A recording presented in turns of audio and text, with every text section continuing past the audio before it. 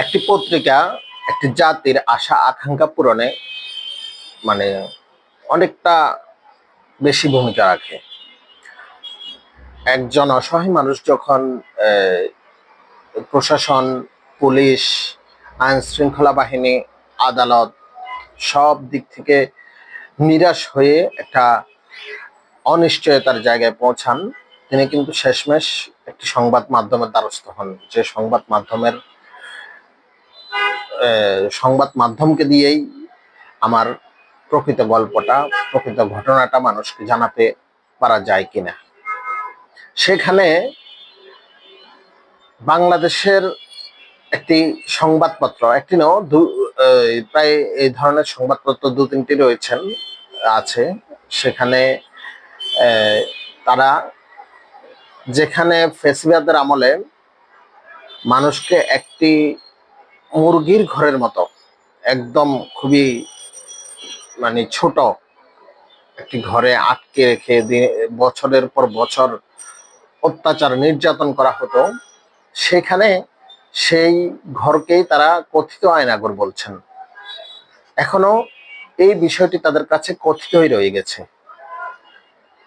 পত্রিকাগুলোর প্রতি এখন কিছুদিন আগে এই দুটো পত্রিকার অফিসে বিক্ষুব্ধ কিছু জনতা ভাঙচুর হামলা করেছে। সেখানে অনেকে ব্যথিত হয়েছেন, অনেক রাজনৈতিক দলের প্রতিনিধিরা সেখানে হামলার স্থান পরিদর্শনে গিয়েছিলেন।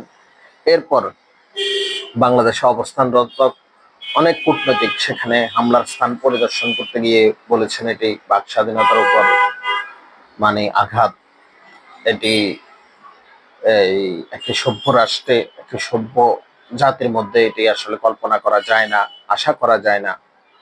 সেখানে এখন ওই ধরনের কূটনীতিকরা কি বলবেন? তারা যে একটি মানবাধিকার লঙ্ঘনের একটি মাধ্যমকে তারা কথিত হিসেবে জাতির সামনে উপস্থাপন করছেন। আর আমরা যারা জনগণ আছি, সাধারণ জনগণ, খেটে খাওয়া জনগণ, আমরা কেন তাদের ওই পত্রিকা কিনতে যাব? কেন দিনের পর দিন তাদের ওয়েবসাইটে ঢুকে বসে থাকবো? কেন আমাদের তাদের যে এই সোশ্যাল মিডিয়া, তাদের যে ফেসবুক রয়েছে, ইউটিউব আছে, বা অন্যান্য সোশ্যাল মিডিয়া তারা যে অ্যাক্টিভিজম করেন, সেগুলো করতে কেন আমাদের নজর রাখতে হবে?